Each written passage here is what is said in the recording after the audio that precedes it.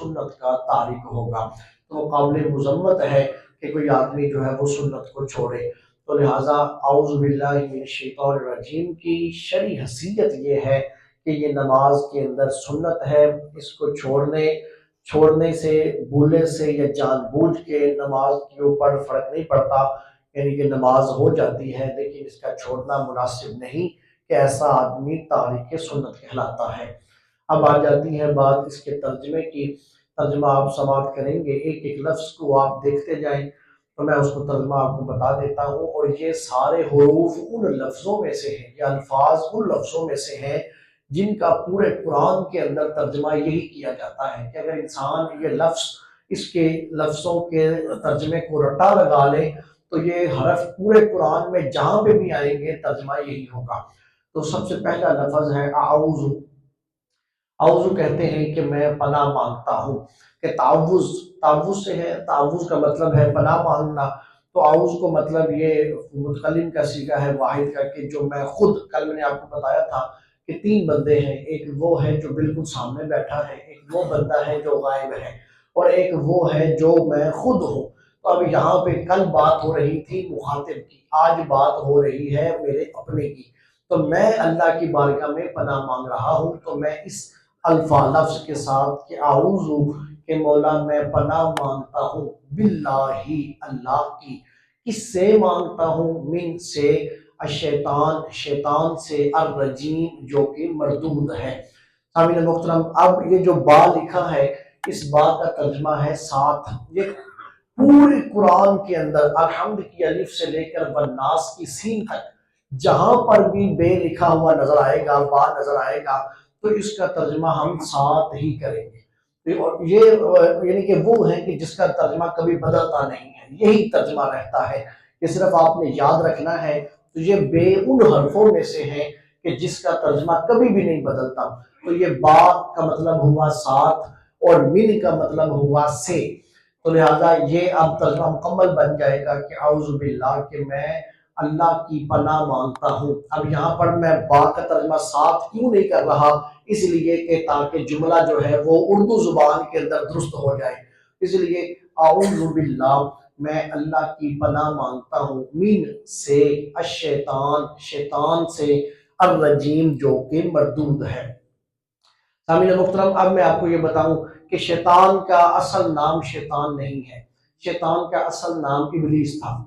اس کو ابلیس بھی کہا جاتا ہے، اور شیطان کا ایک اور نام بھی ہے، اس کو عزازیل بھی کہا جاتا ہے۔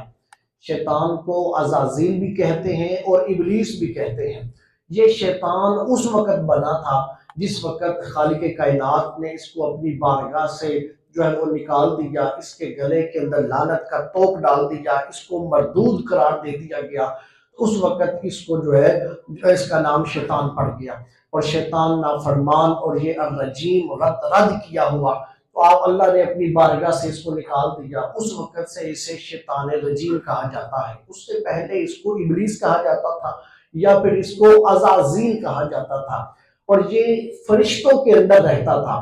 فرشتوں میں رہتا تھا، لیکن فرشتہ ہے نہیں تھا۔ یہ جنوں کی جو ہے اسے بلکہ ابو الجن بھی کہا جاتا ہے، جنوں کا باپ اسے کہا جاتا ہے۔ اور یہ جو ہے وہ اس کا فرشتے جو بنے ہیں وہ نور کے بنے ہیں، انسان جو بنے ہیں وہ مٹی کے بنے ہیں، لیکن جو شیطان بنا تھا، ابلیس بنا تھا، یہ آگ سے بنا تھا، اور آگ کی بھی اس قسم سے بنا تھا۔ جب آگ جلاتے ہیں تو جب دھواں اڑتا ہے، اس آگ سے جس سے دھواں اڑتا ہے اس سے اللہ نے اس ابلیس کو بنایا تھا۔ سامعین محترم، پھر یہ دیکھیں کہ فرشتوں کی نسل آگے نہیں چلتی، فرشتوں کی نسل آگے نہیں چلتی، لیکن شیطان کی نسل آگے چلتی ہے۔ تو سامعین محترم، قرآن مجید فرقان حمید میں اس کا ذکر بھی ہے، وہ مجھے آیت کریمہ مکمل طور پہ یاد نہیں ہے، جس کے اندر اللہ تعالیٰ نے ان لفظوں کے ساتھ کہا کہ تم شیطان کو اور اس کی اولاد کو اپنا دوست بناتے ہو۔ تو اس سے پتہ چلتا ہے کہ شیطان کی نسل آگے چلتی ہے، فرشتے کی نسل آگے نہیں چلتی۔ تو اب یہاں پر سوال یہ پیدا ہوتا ہے کہ جب یہ فرشتہ تھا ہی نہیں، تو جب اللہ تعالیٰ نے کہا کہ وَإِذْ قُلْنَا لِلْمَلَائِكَةِ اسْجُدُوا لِآدَمَ کہ ہم نے حکم دیا اس کو فرشتوں کو کہ آدم کو سجدہ کرو، فسجدوا تو سب نے سجدہ کیا الا ابلیس لیکن نہیں کیا تو ابلیس نے نہیں کیا، کہا کہ اللہ تعالیٰ نے تو اس کو حکم ہی نہیں دیا تھا، تو پھر کیوں کہا جاتا ہے کہ اس نے جو ان سے نافرمانی کی؟ سامعین محترم اس وجہ سے کہا جاتا ہے کہ یہ فرشتوں کے اندر چھپ کے رہتا تھا، تو یہ اکیلا تھا، تنہ تنہا تھا، تو جب کسی کو مخاطب کیا جاتا ہے تو وہ پورے مجمع کو مخاطب کیا جاتا ہے۔ تو جب میں آپ سے کہتا ہوں کہ سامعین محترم، تو سامعین محترم کے اندر بزرگ بھی آ جاتے ہیں، جوان بھی آ جاتے ہیں، بچے بھی آ جاتے ہیں، خواتین بیٹھی ہو تو وہ بھی آ جاتی ہیں۔ تو چونکہ یہ فرشتوں کے اندر رہتا تھا تو اب تنہ تنہا تھا، فرشتے بہت زیادہ تھے، تو اللہ تعالیٰ نے فرشتوں کو مخاطب کیا تو حکمر یہ بھی اسی کے اندر آ گیا، اس لیے اس کو کہا گیا کہ جب فرشتے سجدہ کر رہے ہیں تو پھر ابلیس بھی سجدہ کرے گا۔ تو سب نے حکم مانا لیکن اس نے حکم ماننے سے انکار کر دیا، اور جس وقت اس نے انکار کر دیا، ابا واستکبر، تکبر کیا، انکار کیا، خالق کائنات نے فرمایا کہ نکل جا میری بارگاہ سے، فَإِنَّكَ رَجِيمٌ، کہ تو جو ہے وہ مردود قرار دیا جاتا ہے۔ تو دوستو پھر یہ وہاں سے نکل گیا، جس وقت یہ وہاں سے نکلا تو نکلتے نکلتے اس نے پھر اللہ کی بارگاہ میں عرض کی، کہا کہ مولا تو ہر ایک کو دینے والا ہے، ہر ایک نے تجھ سے مانگنا ہے، میں بھی تجھ سے مانگنا چاہتا ہوں۔ تو خالق کائنات نے فرمایا کہ تو کیا مانگے گا؟ کہ مولا میں تیرے سے زندگی مانگتا ہوں، الہ یوم الحین، آخر تک، قیامت تک کی زندگی مانگتا ہوں۔ اللہ نے کہا کہ تو فرمایا کہ تو کیا اس زندگی کا کرے گا کیا؟ پہلے اللہ نے کہا کہ فَإِنَّكَ مِنَ الْمُنظَرِينَ، ہم نے تجھے زندگی بخشی، اب بتا اس زندگی کا کرے گا کیا؟ تو اس نے کہا کہ اس آدم کی وجہ سے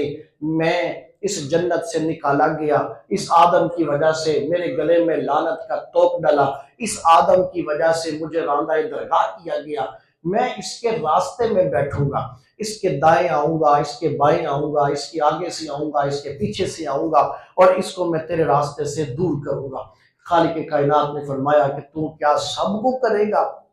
تو وہ اس نے کہنے لگا کہ نہیں مولا، سب پہ میرا وار نہیں چلے گا، جو تیرے ہوں گے، جو تیرے فرما بردار ہوں گے ان پہ میرا وار نہیں چل سکے گا، جو تیرے نہیں ہوں گے وہی میرا شکار ہوں گے۔ تو سامعین محترم خالق کائنات نے بھی پھر کمال رحمت کا نزول فرمایا اور قیامت تک کے لیے اعلان کر دیا، کہا کہ اے شیطان تو اپنا کام کرنا، میں اپنا کام کروں گا، میرے بندے تیرے بہکاوے میں آ جائیں گے تو میں جو ہے وہ قیامت کی صبح تک توبہ کا دروازہ کھول رہا ہوں، جو تیرے بہکاوے میں آئے گا آ کے سچے دل کے ساتھ مجھ سے معافی مانگ لے گا، ابھی آنسو اس کی آنکھ میں چمکے گا، میں بندے کے سارے گناہوں کو معاف کر دوں گا۔ امین محترم یہ قیامت تک کے لیے اعلان کر دیا گیا۔ تو دوستو پھر جتنی، اور پھر اللہ تعالیٰ نے قرآن میں کہا کہ ان الشیطان لکم عدو مبینہ، کہ شیطان تمہارا کھلا دشمن ہے۔ اللہ نے ہمیں یہ بتا دیا کہ شیطان تمہارا کھلا دشمن ہے، یہ آگے سے بھی آئے گا، پیچھے سے بھی آئے گا، دائیں سے بھی آئے گا، بائیں سے بھی آئے گا، حتیٰ کہ حضور نے فرمایا شیطان انسان کی رگوں میں ایسے دوڑتا ہے جیسے خون دوڑتا ہے، ہر وقت وسوسہ ڈالتا ہے۔ تو دوستو دشمن جتنا بڑا ہو اس سے بچنے کے لیے اتنی ہی بڑی طاقت اپنے پاس ہونی چاہیے۔ دوستو اتنا بڑا دشمن ہے کہ نظر بھی نہیں آتا اور ہر وقت کے حملے کا خطرہ بھی لگا رہتا ہے، تو پھر اللہ تعالیٰ وہ پھر ہمیں جو طاقت چاہیے وہ اتنی بڑی چاہیے کہ جس کا اندازہ نہ ہو۔ تو سامعین محترم کائنات کے اندر پھر سب سے بڑی اگر کوئی طاقت ہے تو وہ خالق کائنات کی طاقت ہے۔ اور دوستو پھر مکہ المکرمہ کے اندر یہ اصول تھا کہ اگر کسی کو کوئی مسئلہ ہوتا تو وہ مکے کا سردار کے پاس جاتا اور جا کے کہتا مجھے فلاں سے مسئلہ ہے تو میں تجھ سے تیری پناہ مانگتا ہوں، تو وہ مکے کا سردار اس کو پکڑ لیتا، پکڑ کے تو کعبے کے صحن میں لے آتا، کعبے کے صحن میں لا کے اس کا ہاتھ کھڑا کرتا، ہاتھ پکڑ کے کہتا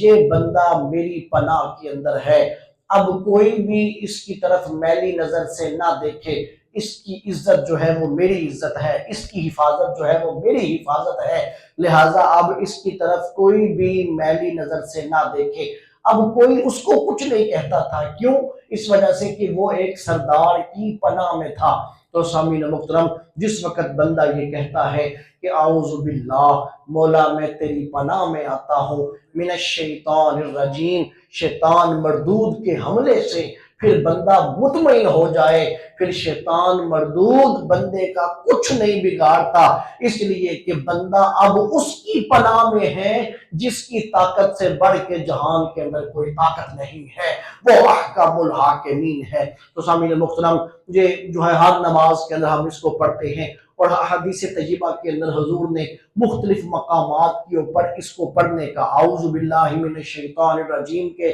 پڑھنے کا جو ہے وہ ہمیں حکم ارشاد فرمایا۔ جہاں پر سب سے پہلا میں آپ کو بتا دیتا ہوں مختصر کر کے، مجھے آپ کے وقت کا بڑا خیال رہتا ہے تو میں مختصر کر کے بتا دیتا ہوں۔ سب سے پہلے حضور کی بارگاہ کے اندر حضور نے ارشاد فرمایا کہ جس وقت شیطان جو ہے وہ تمہیں بہکانے لگے، اب حضور نے یہاں پہ مثال دی، حضور نے فرمایا کہ کوئی شخص تمہارے دل کے اندر خیال آتا ہے کہ فلاں چیز کو کس نے پیدا کیا، تو وہ خیال آتا ہے اس کو اللہ نے پیدا کیا، پھر خیال ڈالتا ہے شیطان، پھر اگلا خیال ڈالتا ہے، اگلا وسوسہ ڈالتا ہے، اگر فلاں کو اللہ نے پیدا کیا ہے تو ذرا یہ تو بتاؤ پھر اللہ کو کس نے پیدا کیا ہے۔ پر حضور نے فرمایا کہ یہ شیطان وسوسہ ڈالتا ہے، فرمایا کہ جس وقت بات چلتے چلتے یہاں پہنچ جائے کہ پھر اللہ کو کس نے پیدا کیا ہے، تو وہیں پہ پڑھنا اعوذ باللہ من الشیطان الرجیم اور خاموشی اختیار کر دی۔ اس سے آگے کہاں یہاں سے پتہ چلا کہ جس وقت بھی ایمان کے متزلزل ہونے کا خطرہ ہو، جہاں ایمان کے شکوک و شبہات کے ڈر آ جائے، وہیں پہ پڑھو اعوذ باللہ من الشیطان الرجیم۔ سامعین محترم بہت سارے مقامات کے اوپر اگر ہم لوگ اس چیز کا اہتمام کر لیں تو ہم لوگ فرقوں سے بچ جائیں گے، ہم فتنوں سے بچ جائیں گے۔ ہم فرقوں کے اندر پڑ جاتے ہیں جب ہمارے ایمان کے اوپر چوٹ لگتی ہے۔ اب دیکھیں آپ کہ بتوں کے بارے میں آیتیں نازل ہوئیں، بتوں کے بارے میں آیتیں نازل ہوئیں، ان کو ہم اٹھا کے اللہ کے ولیوں کے اوپر چسپا کر دیتے ہیں۔ سامعین محترم جس وقت یہ کیفیت بنے، اس کا مطلب ہے کہ ایمان متزلزل ہو رہا ہے، تو اسی وقت پڑھے اعوذ باللہ من الشیطان الرجیم، مولا میں تیری پناہ میں آتا ہوں شیطان مردود کے حملے سے، پہلی چیز۔ دوسری چیز، حضرت عمر بن عاص نے حضور کی بارگاہ میں کہا، عرض کی کہ پروردگار آقا یا رسول اللہ صلی اللہ علیہ وسلم میں نماز پڑھتا ہوں، قرات کرتا ہوں، تو قرات کرتے کرتے میری قرات میرے اوپر مشتبہ ہو جاتی ہے، تو یا رسول اللہ میں کیا کروں؟ حضور نے ارشاد فرمایا، قرآن بھی کہتا ہے کہ فَإِذَا قَرَأْتَ الْقُرْآنَ فَاسْتَعِذْ بِاللَّهِ مِنَ الشَّيْطَانِ الرَّجِيمِ، کہ جس وقت قرآن کی تلاوت کرو تو اس وقت اللہ کی پناہ مانگ لیا کرو شیطان مردود کے حملے سے، تو قرآن تمہاری اوپر مشتبہ نہیں ہوگی۔ حضور نے فرمایا کہ 3 بار پڑھا کرو اعوذ باللہ من الشیطان الرجیم، اعوذ باللہ من الشیطان الرجیم، اعوذ باللہ من الشیطان الرجیم، اور 3 بار تھوک دیا کرو، اور فرمایا کہ اس کے بعد پھر جو ہے وہ تم پڑھو قرات کرو۔ تو حضرت عمر بن عاص کہتے ہیں میں نے ایسا کیا تو پھر میری قرات میرے اوپر پھر مشتبہ نہیں ہوئی، مجھے قرآن پڑھنے کے اندر کوئی دقت نہیں ہوئی۔ سامعین محترم ظاہری بات ہے کہ جس وقت قرآن پڑھا جاتا ہے بندے کا تعلق مولا کے ساتھ جڑ جاتا ہے، اور چور وہیں پہ حملہ کرتا ہے جہاں چور کو پتا ہو کہ یہاں پہ خزانہ پڑا ہے، تو شیطان کو پتا ہے کہ یہاں پہ خزانہ پڑا ہے، تو شیطان وہیں پہ آ کے رکھنا ڈالتا ہے، اس لیے پڑھ کے پھر آغاز کریں اعوذ باللہ من الشیطان الرجیم۔ آگے چلیں تیسری جگہ پہ، ایک اور جگہ پہ حضور نے ارشاد فرمایا، آپ نے فرمایا کہ جس وقت تم لوگوں کو دیکھو کہ کسی جگہ کے اوپر لڑائی ہو رہی ہے، جھگڑا ہو رہا ہے، ایک آدمی حضور کی بارگاہ کے اندر حضور نے فرمایا دیکھا کہ 2 آدمی آپس میں لڑ رہے ہیں، ایک غصے سے اتنا لال پیلا ہوا اس کی یہ والی رگیں پھول گئی، جب اس کی رگیں پھولی حضور نے فرمایا کہ میں ایسے کلمات جانتا ہوں، اگر کوئی اس کے پاس کھڑا ہو کے وہ کلمات پڑھ دے اس کا سارا غصہ رفع ہو جائے گا۔ تو عرض کی یا رسول اللہ وہ کلمات کیا ہیں؟ حضور نے فرمایا کہ جاؤ اس کے پاس جا کے پڑھو اعوذ باللہ من الشیطان الرجیم۔ فرمایا کہ جب اس کے پاس جا کے پڑھا جاتا ہے تو ایسے بندے کا جو ہے غصہ سارا رفع دفع ہو جاتا ہے۔ سامعین محترم آج دوسرا تیسرا بندہ ہم لوگ غصے کے شکاری ہیں، ہمیں جو ہے وہ یہ جتنی طلاقوں کے معاملے بنتے ہیں یہ غصوں کی وجہ سے بنتے ہیں۔ اگر ہم اس کو موقع پہ وظیفہ بنا لیں، اگر اس وقت کوئی نہیں پڑھ رہا اس کی جگہ کے اوپر کوئی اور پڑھ دے، اور یہ کہہ دے اعوذ باللہ من الشیطان الرجیم، تو وہ بندے کا غصہ جاتا رہے گا اور وہ بندہ اطمینان کے اندر آ جائے گا۔ چوتھی چیز، کریم آقا علیہ السلام نے ارشاد فرمایا، رات بندہ سوتا ہے تو سوتے ہوئے ایک دم ڈر جاتا ہے، اس سے ڈرونا خواب آتا ہے، تو ڈرونے خواب کی کراہت وہ اپنی طبیعت کے اوپر محسوس کرتا ہے، تو جس وقت وہ آنکھ کھلتی ہے تو بندہ خوف محسوس کرتا ہے۔ حضور نے فرمایا کہ اسی وقت اٹھ کے ایک تو کروٹ بدل لیا کرو، دوسرا آپ نے ارشاد فرمایا کہ اعوذ باللہ من الشیطان الرجیم 3 بار پڑھا کرو اور اپنے دائیں طرف جو ہے وہ پھونک دیا کرو، اپنے دائیں طرف تھوک دیا کرو، پھر فرمایا کروٹ بدل کے سو جاؤ، اس خواب کا جو برا اثر ہے اور اس کی جو کرواہٹ ہے وہ بندے سے ختم کر دی جائے گی۔ سامعین محترم، اس لیے یہ اتنا بڑا وظیفہ ہے کہ اعوذ باللہ من الشیطان الرجیم۔ اور دوستو پھر آپ دیکھیں کریم آقا علیہ السلام نے ارشاد فرمایا کہ جو شخص صبح کے وقت میں سورہ حشر کی آخری 3 آیتیں،